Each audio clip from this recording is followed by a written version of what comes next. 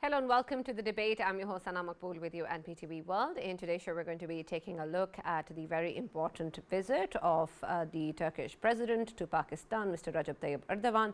And of course, this is a very, very important and strategic partnership for Pakistan. And we, of course, want to take it forward in terms of the ways in which we can grow our bilateral relationship and, of course, build on the foundation of the deep brotherly and historic relations between both the countries. Of course, this particular visit is part of the ways in which we're actually going to proceed with that, and also encompassed the very important high-level Strategic Cooperation Council, the highest forum between Turkey and Pakistan, and of course that saw a number of memorandum of understanding also being signed between the two countries, ranging from different fields, and of course particularly taking a look at how to boost trade and economic relations between both the countries. And this is just part of course, the ways in which both the countries can actually collaborate and move forward together. We also, of course, saw that there has been a way forward agreed in terms of taking the trade and investment relationship ties, particularly in terms of our trade relationship between Turkey and Pakistan from $1 billion to $5 billion. And of course, this was something we've talked about previously as well, of how it needs to be something far more than where it stands today. There's also, of course, talk with regards to defense cooperation and the ways forward in which we can work towards joint exercises, and of course, collaboration also on the front of indigenous production. There is, of course, the ways in which we're also taking a look at the international community and the conflicts going around in the world. There was, of course, particular conversation with regards to the situation in Gaza and the ongoing genocide there, despite a fragile ceasefire, and of course the ways in which we have seen the leadership of both the US and Israel speaking about taking over Gaza, blatantly violating UN Security Council resolutions. So we're going to be taking a look at what that means, particularly in the ways that this visit is going to mark a significant step forward in the right direction, and of course how we can move forward on this collaboration and take it from where we stand today and move forward after this particular visit. That is going to be the focus of our discussion today. For this and more, as always, in the studios, I've been joined by Senior Analyst Farrukh Pitafi and Faisal, and we've also been joined online by Senior Analyst Mehmet Öztürk, who's going to be joining us soon, and of course will be part of this discussion. Faisal, I'll start with you in terms of how we have seen this particular visit so far. Of course, when we take a look at, of course, the Strategic Cooperation Council and then the number of MOUs that were signed, it is, of course, the right step forward in terms of the multitude of avenues that both the countries can explore. But I want your take in terms of how we look at the history of the relationship and, of course, then proceed forward with the current dynamics. Yeah, obviously, Sana, when we talk about Pakistan and Turkiye's relations, of course, since the day one, both of them, they have enjoyed a beautiful relation between both. And when it comes to, of course, history itself, as we have time and again highlighted that, Turkiye's relation with this land, especially the Muslims of subcontinent, it dates back to, Khilafah movement. Of course, it was pivotal for at that time's situation or geostrategic situation of that times. And when we, of course, talk about Muslims of subcontinent, the role of positive role of Muslims of subcontinent, it has been always celebrated by Turkey as well. But when we talk about current status of the relations, including the recent past of both of the countries, I must say it is phenomenal and it has increased day by day. And when it comes to cultural relations in recent past, especially in last decade or so, we have been seeing that there were more and more improvements in terms of cultural exchanges from both of the countries, and drama is playing a pivotal role. One of the dramas nowadays, of course, Salahuddin, it is very famous in Pakistan, and the cast of that drama has a lot to do with Pakistan as well. It is being said that 20 to 25% of the cast is, of course, of Pakistan. And when it comes to both of the countries having relations in terms of defense, I mean, it's an open secret now. Both of the countries, they have been involved in strategic relations and security relations. And if we talk about the procurements, Pakistan's naval forces, Pakistan's air force and Pakistan's military, they have a huge chunk of exchange from both sides, of course, there is a contribution. And if we overall talk about the current situations of economy, of course, we know that bilateral economic relations, they have been booming since more than 10 years now. And this time around, of course, there are more positive vibes when it comes to agriculture sector of Pakistan, when it comes to different other sectors, including the culture and the defense sector. It is going to see further boost. And when we talk about bilateral trade between both of the countries, it is agreed that $5 billion worth of bilateral trade is going to see an increase. And overall, the situation with this particular visit of President Erdogan, it is going to further enhance the relations between both of the countries. And rest of the rest of the MOUs which are being signed so far, of course 24 they have been agreed upon from both sides. Further developments would be, of course, pouring in, and we can of course talk about that. Right, absolutely. And Farrukh, I want your perspective on this too, particularly in terms of when we talk about the trade and investment relationship and the ways in which we have seen that this is something that, of course, Pakistan wants to focus on and move forward with, particularly in terms of less reliance on the Western front. And that might be true more particularly in the defense areas, but also in general in terms of the ways that Pakistan and Turkey can work together to be more self-sufficient. What plans of actions do you think are required for us to actually achieve these targets, and whether that's a realistic way forward? Thank you very much, Sana. Thank you very much for the question. I think that it is most fortunate that we are here talking about such an important visit. Let me remind everybody who is watching, particularly our Muslim brethren, that today tonight is Shab Barat. It is thought to be the budget night of the entire year.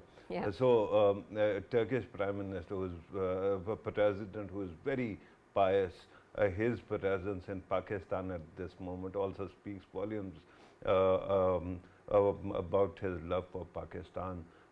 And regarding the high level delegation that accompanies him, when we have to actually talk about what has been achieved so far, apart from HLSCC's meeting and declaration, we have seen many MOUs, as Faisal was pointing out. Let me actually give you some breakdown of what exactly has been signed so far. So out of total MOUs, 4 are on defense, 2 MOUs and a protocol in the power, energy and mining sectors, 3 MOUs in promoting cooperation in trade and industrial field, 2 agreements in water and seed production, 2 MOUs in scientific education and training, 2 MOUs in banking, 1 MOU on promoting bilateral cooperation in religious affairs, 1 MOU on halal food, and 1 MOU in media and public relations. And the list goes on. If you want me to actually continue, I can carry on. 1 MOU in the legal sector and 1 MOU in health and pharmaceutical. And then there's cooperation in aerospace industry, 2 agreements in the fields of cultural cooperation and co-production. As Faisal was pointing out, a drama series has been co-produced by the 2 countries on Sultan Ayyubi's life, and there 25% of caste is Pakistani and 75% are Turks. So that is also very, very welcome news, because Pakistan's drama industry in the past used to focus on historical plays as well, and somehow it has all of a sudden given up on that. So Pakistan is rebuilding that muscle that we lost. Now you were talking about cooperation and how to actually build capacity. Remember, Sana, yesterday also I was mentioning that the total volume of trade is around $1 billion, which is not much. Both countries have population, both countries have incredible resources.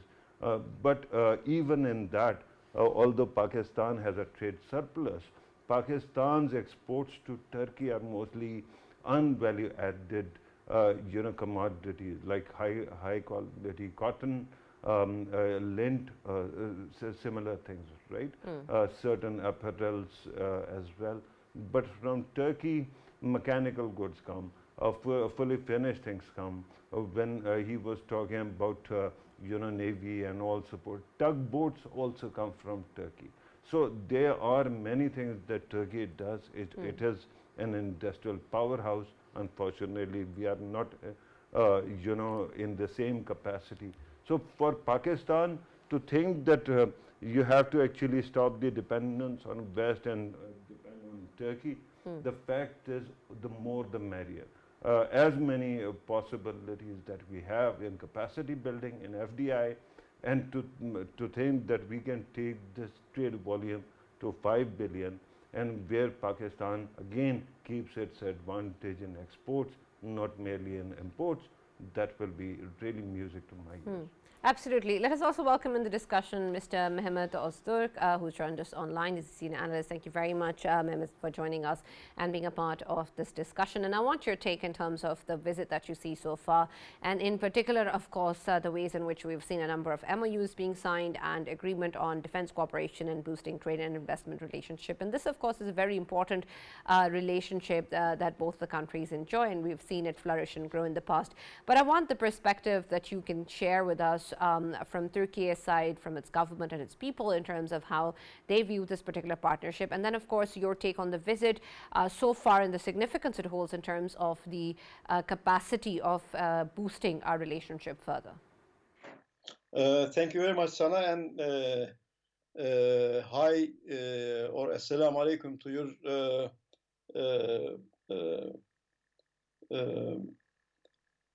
host people there, and also our watchers. Of course, our ties of Turkey and Pakistan, historic ties, and Turkish people, be it government level or people level, they value so much ties with Pakistan, but unfortunately, it is not on the level deserved or wanted by both sides of the countries. But as one of your guests indicated, now the level is far more better than 2 or 3 decades ago. Now we are speaking as it came in the media, in both Turkish and Pakistani media. Now two sides trying to push it to about $5 billion trade between two sides.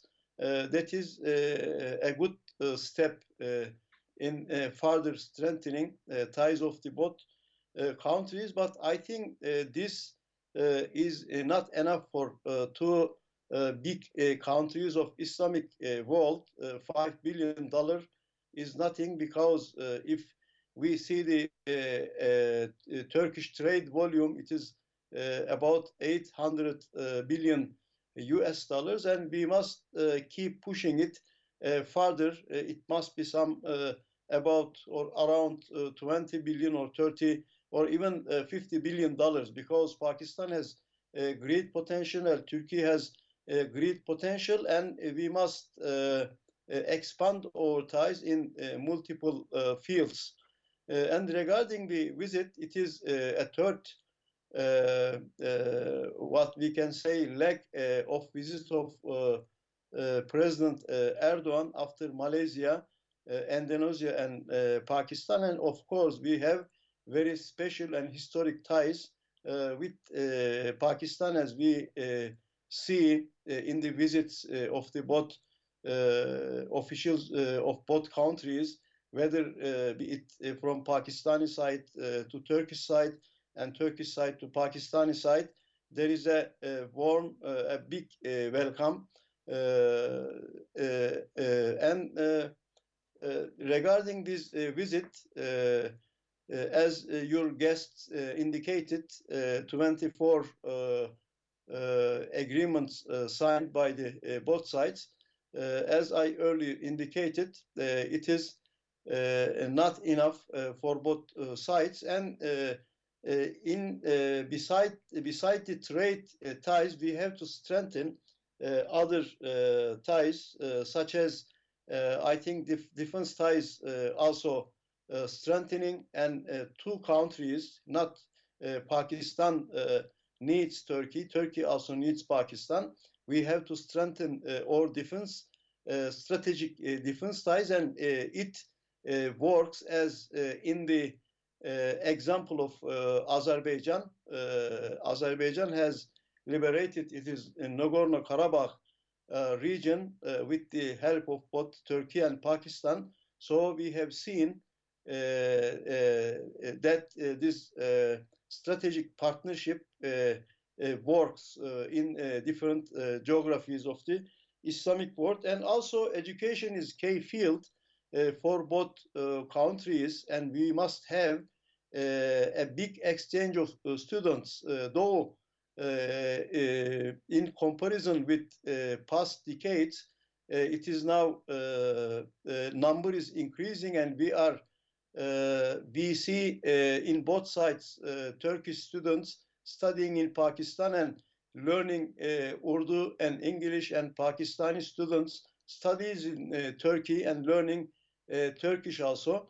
This is good indication, but we must far more. We have to far more increase this student exchange, and also in the universities levels, both universities of both sides, both countries must cooperate. It will have a benefit not only for both countries, but also for Islamic world and for the world. And also NGOs must cooperate, and beside government to government ties, people to people ties also very important. And in this field, we must work hard in order, for example, it can be a religious tourism or other tourism. We must see, or people must see each other's country in order to strengthen these emotional brotherly ties. Right, absolutely. And Mehmet, I want also your take in terms of the ways that we can cooperate on the international front, in terms of the ways that we align on a number of issues and views. Most notably, of course, the visiting president has talked about the ongoing situation in Gaza, and then, of course, the ways that we've seen the kind of rhetoric coming in from both the US and Israel, and that, of course, points towards blatant violations of international norms and Security Council resolutions of the UN. And it's important then, of course, that what countries like Turkey and Pakistan and others who are aligned on these values and these perspectives can actually come together and do something about it. So I want your perspective on, of course, this bilateral relationship, and then how that can actually be leveraged in terms of our relationship with other countries, especially Muslim countries, with this particular issue. Yes, thank you very much. The Gaza issue is a very important issue, and nowadays we see, in the words of President Erdogan, unlawful demands from United States by the support of Israel, and they want to grab land of Palestine.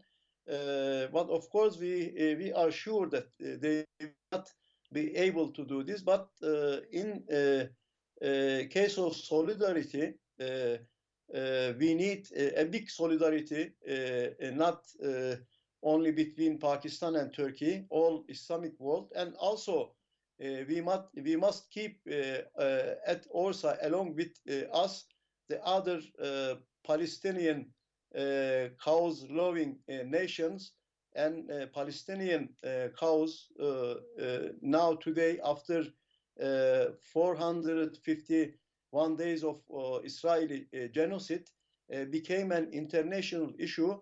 And there are many nations and states, they are opposing Israel. We must get along these other nations and states also.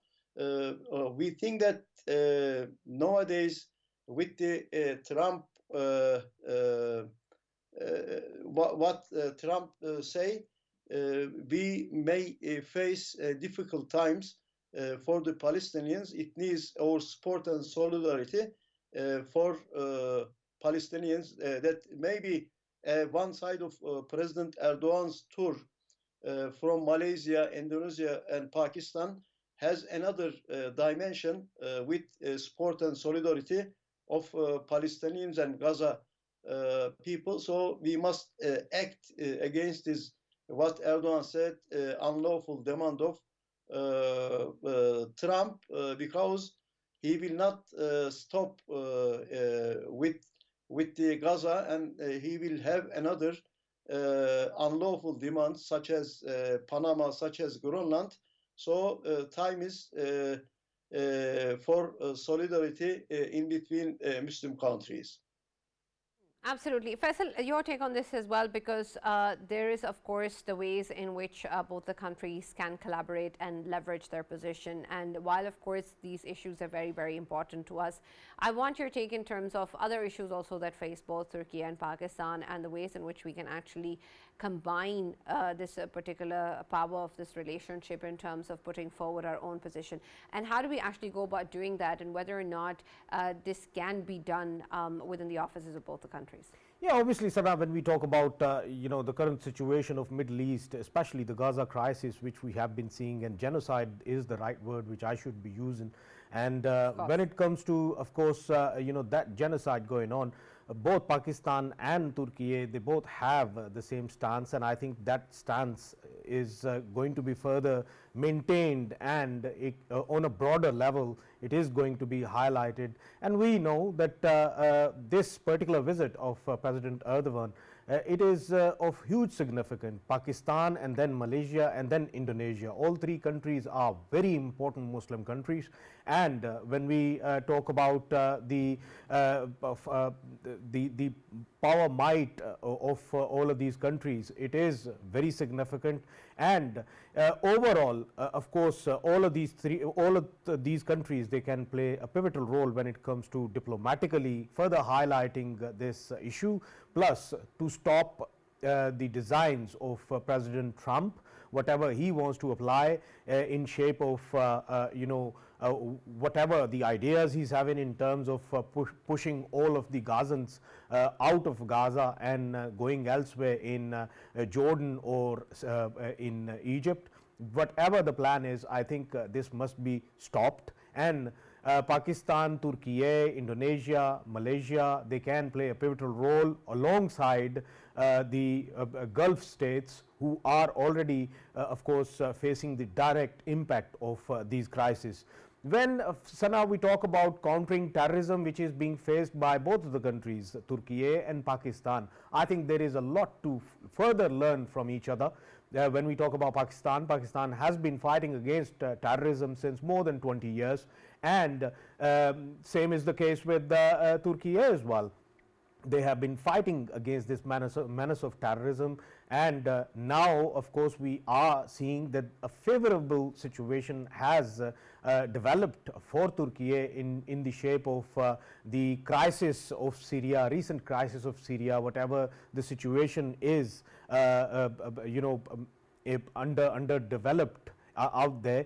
It can be a favorable situation, but further down, of course, Turkey still be facing a challenge in terms of still ISIS out there, and then Kurd terror out there that needs to be, of course, countered by Turkey. I think both of the countries, they can play a significant role by joining hands. And when we, of course, talk about Pakistan facing terrorism from, of course, its western provinces of Afghanistan, we can, of course, gain some momentum with having assistance from Turkey in terms of knowing the facts that Turkey has excelled in the drone technology. They have applied that technology in the Nagorno-Karabakh Nagorno-Karabakh event as well. Whatever the modus operandi which was applied out there, it had, of course, a lot to do with the significance of drones. Turkiye's drones, and I think that can be, of course, further enhanced in terms of both of the countries, Pakistan and Turkey. They can, of course, further collaborate in that to make it more better. And overall security situations, of course, both of the countries, they can collaborate. And earlier, Sana, you were talking, and Brother Mehmet was talking about religious tourism as well. Not only religious tourism, Turkey is an example for the whole world when it comes to religious tourism. At the same time, the medical tourism as well. They have, of course, gained momentum in recent past. We have a lot to learn from Turkey, and in terms of religious tourism and coastal tourism, that, of course, Pakistan needs assistance in. And to me, I think in this current visit, this must be highlighted as well, that how both of the countries can collaborate and assist each other in terms of Pakistan having a sort of significance in coastal tourism, in medical tourism, and in religious tourism. Like we have a lot to offer when it comes to religious tourism. We talk about Sikhism, we talk about Hinduism, then we talk about Buddhism. All of these ancient religions, of course, except Sikhism, all of these religions, of course, they can have huge importance in Pakistan. We just need to portray also as Sikhism. Yeah, Sikhism is not ancient. And when we talk about Turkey has a special way of course, attracting religious tourism, and I think we need to follow Turkey's footsteps, and Turkey can, of course, assist Pakistan in that as well. And one very important thing which Brother Mehmet earlier highlighted, and that is, of course, of university to university relations. I think both of the sides, Pakistan and Turkey, universities of both sides, they have to have the deepen relations and sort of in the field of research and development, R&D. They can play a pivotal role, especially in the science and technology, and especially related to the defense technology. Both of the countries, they can play a pivotal role. Right, absolutely. Farrukh, I want your comments on what we spoke about Gaza and Israel as well, but add to that where the discussion is heading with in terms of the different other avenues that can be explored also in terms of what we call promoting the softer side of both the countries, whether it's people-to-people contacts or drama or tourism or others that we keep talking about, while we of course see this engagement at a higher level at the state level or the government level. Is that also trickling down in the industries, in the local industries, in the private sector, in the society, in the universities and people at large? Is that also coming down into the ways we can collaborate with each other on this front? Thank you very much, Sana. My props to Faisal for actually taking you from Gaza and just making you actually lost in tourism. Right? And to me for passing that on to you. Yeah, but you're a very smart anchor, I know that. Regarding Gaza, actually, I see that Turkey has bilateral leverage in the matter because it has diplomatic ties with Israel, right? Pakistan has no leverage. Pakistan has no ties with Israel. So I wonder how that can actually affect, Pakistan can affect any kind of outcome in Gaza, with the exception of course, extending moral support and with the exception of speaking up in at the UN. Now, UN also is very interesting case in point. If Donald Trump is talking about uprooting entire population of Gaza and taking it elsewhere, remember he is a New Yorker. UN is also, its headquarters in New York, and there you keep on hearing him actually referring to the property that that headquarter occupies as a lucrative property. So I don't know whether one day UN is also going to be uprooted from there, because they have these plans. If you look at Doge's foundational documentation, there also you see that they have plans to divest or defund IMF, World Bank, and maybe UN as well. So that might happen. At this time, even the UN is silently waiting what exactly is in store for them. There's a possibility that they might have to shift to Europe. But with that kind of state of affairs, Sana, the problem is that moral support is not going to cut it, right? So whatever happens in Gaza, we can pray for them, we can support them verbally through protest, morally, diplomatically, but Pakistan does not have any leverage in the matter whatsoever. Of course, the cooperation, whatever Turkey will say, both countries are members of OIC, so whatever they say, Pakistan is going to actually stand with that cause, and it will continue. Now, business cooperation, when you talk about Pakistan, Pakistan's biggest challenge has been its private sector. And this is what I keep on reminding everybody, that we keep on reinventing the wheel and reforming and improving governance in the country and government.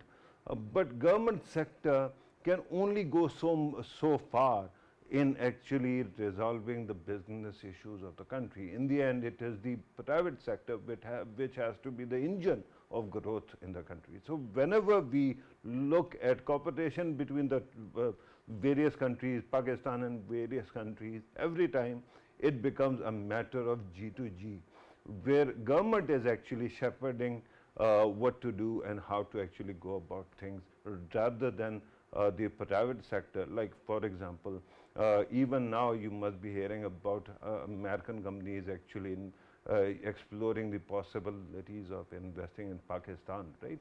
So Pakistani companies hardly ever go out and explore other countries and what to do with it. The only country they keep on talking about is India, and in the end, if you are going to actually open trade with India, I tell you, all of these companies are going to be wiped out within minutes, because they seem to have some kind of death wish. But when it comes to Turkey, I think that our private sector should take a lead, and that's why these two MOUs signed by the Mutual Business Council is so important, because after that, hopefully in coming days, we will see Pakistani businesses actually taking a leading role in exploring at least a Turkish market and understanding what Turkey needs. Every time we talk about countries and Pakistan's trade ties with every country, we keep on saying we don't need aid, we need trade.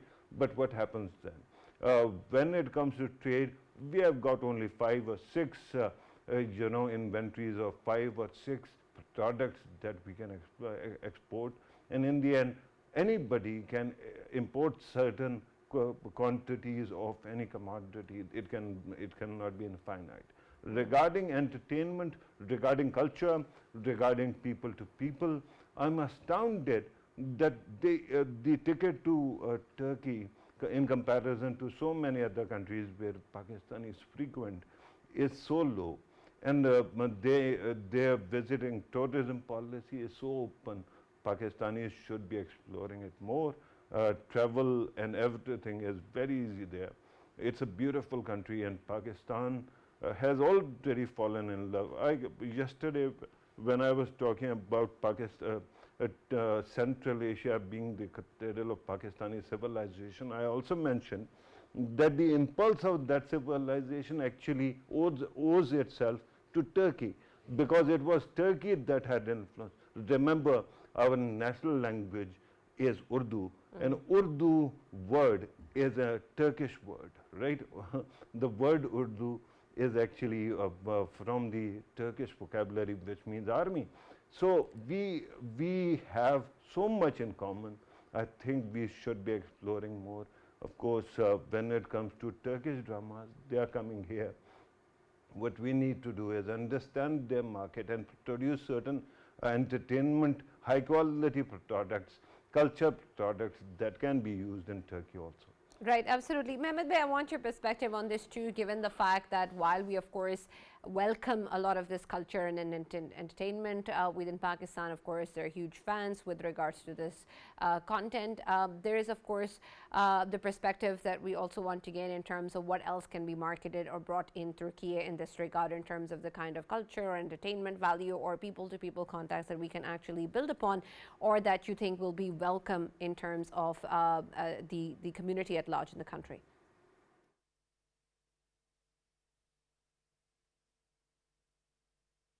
We are unable to hear you actually.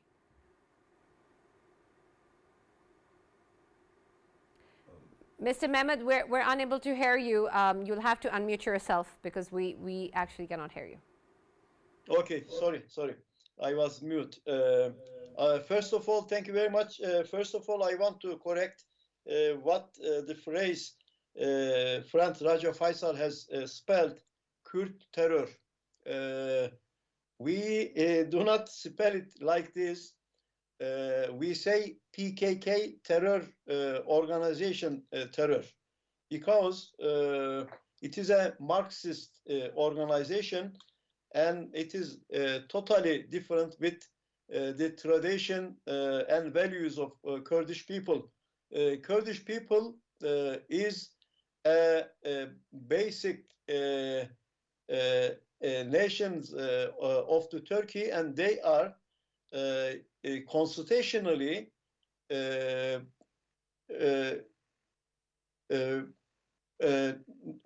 nationals of Turkey. Therefore, we say those who are waging terror against Turkey since about 4 decades, they are Marxist people and not in relation with values of Kurdish people. And we have a terror problem, as Pakistan has a terror problem, as I said earlier, Kurdish people in Turkey equal citizens. Constitutionally, they have right of voting, and they have right of to be elected from different levels up